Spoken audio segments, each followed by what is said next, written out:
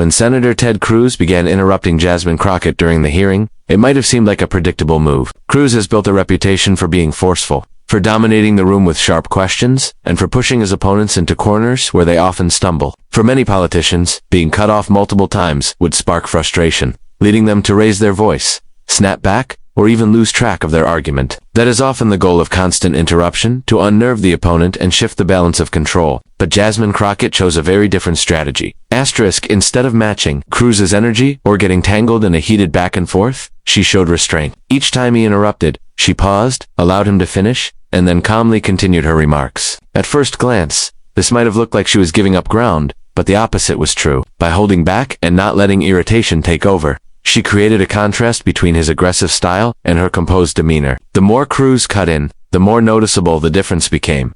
This restraint highlighted something important. Power doesn't always come from speaking the loudest or dominating the conversation. Sometimes, real power comes from allowing the other person to reveal their tactics, even exposing their weaknesses. Cruz, with each interruption, thought he was keeping control. But with each calm response from Crockett, he was actually building her case for her. Viewers watching could see who was trying to push and who was standing firm. The restraint made Crockett look measured, thoughtful, and unwilling to be dragged into a shouting match. It's worth noting that Cruz has been in countless debates, Senate hearings, and media interviews. He knows how to push buttons, and he knows how to corner opponents who lose patience. He thrives when others take his bait. But Crockett's ability to stay steady threw off the rhythm. Restraint doesn't mean weakness. It means discipline. And in that moment, her discipline worked against Cruz's strategy. By refusing to lash out, Crockett let Cruz's interruptions pile up in the minds of everyone present. 6 times in one exchange is not subtle, it's noticeable. Each interruption added weight, making the eventual silence in the room more powerful when she finally responded with her line. That line only carried as much strength as it did because of the restraint she showed earlier. Without it, her words might have been brushed off as defensive or combative. But because she had waited,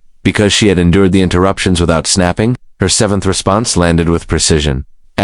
Restraint also allowed Crockett to hold on to her credibility. Once a person raises their voice or fires back in anger, the focus can shift from the issue at hand to the tone of the argument. Cruz has used that tactic effectively in the past, turning debates into spectacles. Crockett didn't give him that chance. Her restraint meant she kept the audience's focus on the substance of what she was saying, not the noise of the exchange. In politics, there is often a temptation to fight fire with fire. When Cruz interrupted, the instinctive reaction would have been to interrupt back, to talk over him, to escalate the clash until the room became a shouting contest. But that would have played directly into his hands. Instead, Crockett's restraint changed the story. It was no longer about Cruz pressing his points, it became about his repeated interruptions and her refusal to be shaken by them. Restraint, in this case, became a strategy of exposure. It showed everyone in the room, and those watching beyond, who was trying to force control and who was demonstrating true command of the situation. Cruz might have had the louder voice in the moment, but Crockett, by holding back, revealed the imbalance. Each interruption stacked up like evidence against him, making her eventual response all the more decisive. When Senator Ted Cruz interrupted Jasmine Crockett for the 6th time, the room could already sense the tension rising. It wasn't just about policy or arguments anymore. It was about rhythm, timing, and who would seize the moment. Timing in politics is everything. A point made too early can be brushed aside. A retort delivered too late can fall flat. But the perfectly timed response can cut through the noise and shift the entire direction of a conversation. Crockett understood this instinctively. Cruz's interruptions weren't random. They were calculated. He wanted to keep her off balance, to make her stumble, and to prevent her from building momentum. Each time she began to lay out her reasoning, he cut in, forcing her to reset. That's a tactic he has used often, not just with colleagues but also in debates and media appearances. It's a way of asserting control, of showing dominance, and of wearing down an opponent until they either give up or lash out. But timing can also work in the other direction, and Crockett saw the opening. By the time Cruz interrupted for the 6th time, Crockett had already allowed him enough space to make his approach obvious. The people in the room weren't just hearing his words anymore, they were noticing the pattern. The 7th interruption wasn't just another attempt to dominate. It was the culmination of a build-up. Everyone had seen him take the same step again and again, and they were waiting, almost subconsciously, for what would happen next. That's where timing came in. Crockett could have pushed back earlier. She could have snapped at the 3rd or 4th interruption, but it wouldn't have carried the same weight. At that stage, it would have seemed premature, like a defensive reaction. If she had waited too long, the moment would have passed, and her response would have looked like an afterthought. But by holding off until the 7th interruption, she hit the exact moment when the audience was ready for a shift. Cruz thought he was in control, but in reality, He was setting the stage for her. Each interruption laid the groundwork, and Crockett let him build it. Then, with perfect timing, she delivered her line. "Senator, if you'd stop interrupting me long enough to listen, you'd realize you just proved my point." It wasn't loud or dramatic, but it was surgical. Her timing made it sting in a way that a heated exchange never could. The silence that followed told the story. It wasn't just that Cruz had been stopped, it was that everyone in the room recognized the timing of it. The build-up, the pattern, and then the release, all happened in a single moment. Crockett didn't need to deliver a lengthy rebuttal or argue point by point. She let timing do the heavy lifting. Her one sentence landed because it came at the peak of his interruptions, right when people were expecting her to either break down or give in. Instead, she flipped the script. Cruz is no stranger to sharp exchanges. He's debated some of the toughest opponents and often used his interruptions to knock them off stride. But in this case, his reliance on that tactic worked against him. Timing isn't just about when to speak, it's also about when to let the other person go too far. Crockett's decision to wait until the 7th interruption gave Cruz enough rope to make his behavior undeniable. She didn't accuse him of cutting her off too much by that point. Everyone could already see it. She simply waited for the right moment to let him expose himself, and then chose her words carefully. That's what made her response so effective. Timing in political exchanges isn't about being the fastest to reply, it's about reading the room, sensing the momentum, and striking when the effect will be strongest. Crockett understood that her silence in the earlier moments wasn't weakness but set up. When the right moment finally came, she used it to maximum effect. Cruz, who had been controlling the pace up until then, suddenly found himself on the defensive, and the dynamic shifted instantly. Her timing also made clear that patience can be a form of power. By allowing Cruz to keep pressing, she showed that she wasn't rattled. Each interruption was like a note in a buildup of music, and her response was the crescendo that brought the sequence to its peak. The line worked because it didn't just answer his words. It answered his entire pattern of behavior, and by choosing the 7th interruption, she made sure that no one in the room could miss the point. When Ted Cruz leaned forward with each interruption, his voice cutting across Jasmine Crockett's sentences, the hearing room could feel the imbalance. It wasn't unusual. Cruz has long relied on a forceful style to push his points and unsettle opponents. For many, facing that kind of intensity can be overwhelming. It's easy to let irritation slip into the tone of your voice, to let frustration show in your body language, or to abandon composure altogether in an effort to push back. That's often the trap. Once you lose composure, the focus shifts away from the argument and onto the clash. Crockett's strength in that moment wasn't just her words, it was her ability to maintain composure, even under Cruz's relentless interruptions. Composure is one of the most underrated skills in politics. In a room where every word is recorded, every gesture scrutinized, and every slip amplified beyond measure, staying calm becomes a weapon in itself. Cruz's strategy thrived on disruption. He wanted to cut her off enough times to make her stumble, to show impatience, or to respond in kind. If Crockett had raised her voice in frustration or tried to talk over him, it would have become a shouting match. And Cruz, who was practiced at using volume and persistence, might have gained the upper hand, but Crockett never gave him that opening.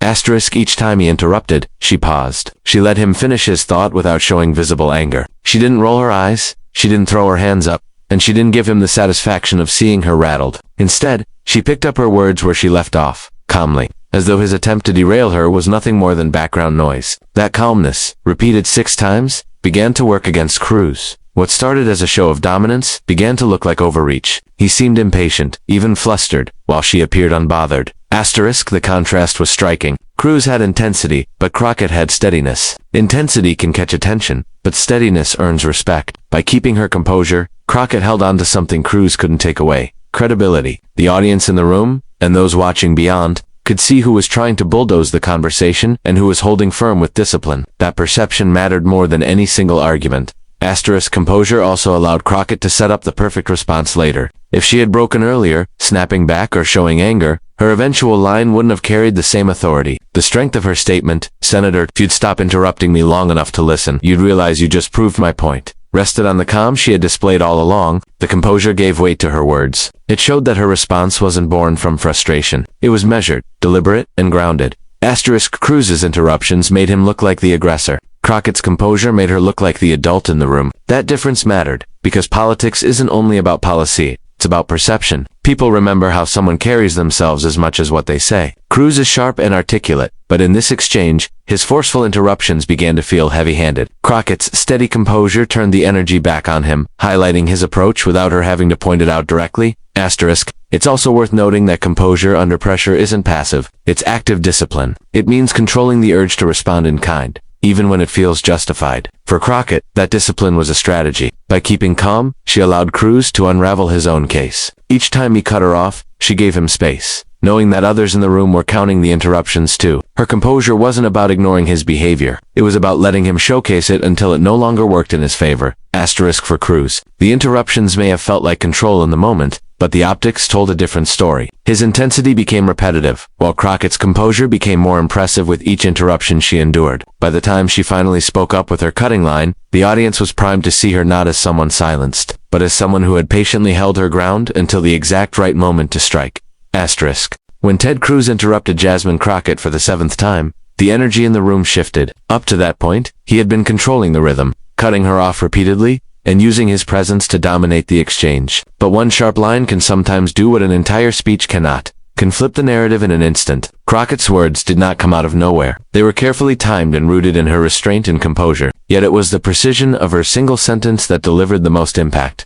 Asterisk Cruz had been relying on repetition. Interrupt, talk over, redirect. That was his cycle. It had worked for him in countless political battles before, whether in Senate hearings, media debates, or campaign stages. By keeping the other person off balance, he often forced them into reactive positions. But Crockett's response broke that cycle. She didn't give him a long rebuttal, and she didn't dive into detailed counter-arguments. Instead, she gave him a single line that exposed the flaw in his entire approach. Asterisk, Senator, if you'd stop interrupting me long enough to listen, you'd realize you just proved my point. That sentence cut deeper than any extended debate could have. The choice of words did two things at once. It called out his behavior and simultaneously reclaimed authority over the argument. Cruz thought he was steering the exchange, but Crockett reframed it in just a few words. Asterisk, the sharpness of the line came from its clarity. There was no anger in it, no excess, no wasted language. In politics, long speeches can drown in details, but short statements stick. People remember the lines that distill an entire conflict into a single moment. Cruz's interruptions had created the setup, and Crockett's line delivered the punchline not in a humorous sense, but in a way that made the audience suddenly see the imbalance.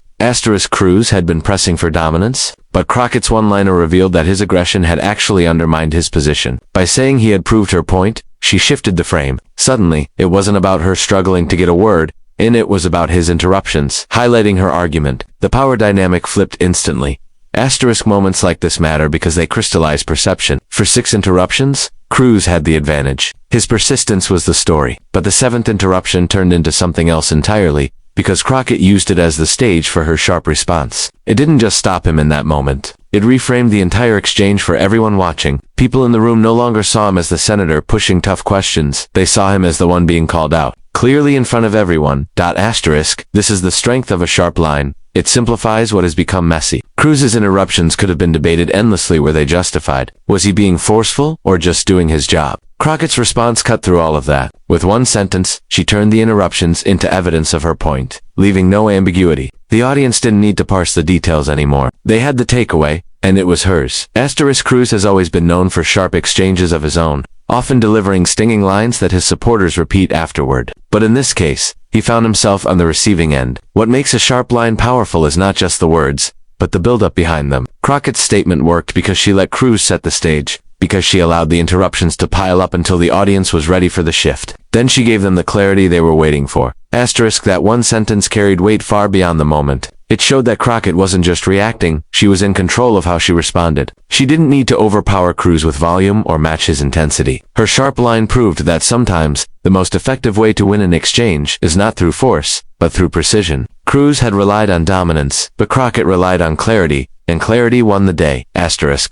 The exchange between Ted Cruz and Jasmine Crockett left behind more than just a heated moment in a hearing. It created a snapshot of how power can shift in unexpected ways. What stood out was not simply that Cruz interrupted her 6 times, but that she endured it, waited, and then used his own persistence to frame her decisive response. In politics, these moments linger not because of their noise, but because of their clarity. Viewers walked away not remembering the back-and-forth details, but remembering the single line that shut down the cycle of interruptions. Asterisk. Crockett's approach underscored something valuable about public discourse. Restraint, timing, composure, and sharpness all worked together. Each played a role, but it was their combination that made the outcome memorable. Had she lacked restraint, her frustration might have drowned her message. Without timing, her response would not have carried the same punch. If she had lost composure, her credibility would have slipped. And without that final sharp line, the audience would have had no clear moment to hold on to. Together, These elements showed that effective communication isn't about overpowering someone, it's about controlling how and when to respond.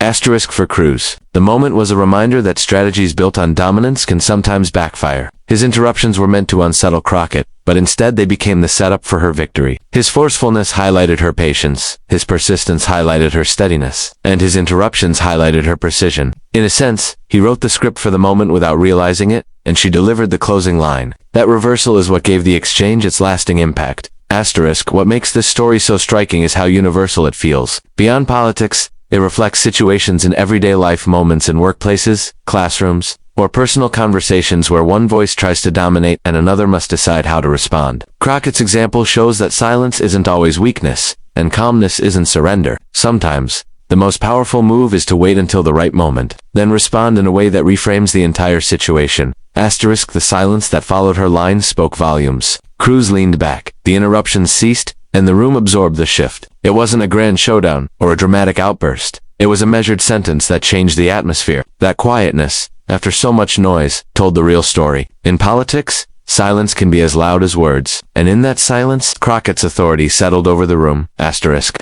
This exchange will likely be remembered not just as another clash in a committee room, but as an example of how one moment, one sentence, can turn the tide. It's a reminder that the tools of effective communication aren't always about speaking more or louder. They're about knowing when to hold back and when to strike. Crockett understood that, and in doing so, she left Ted Cruz without a response. A rare reversal for a man known for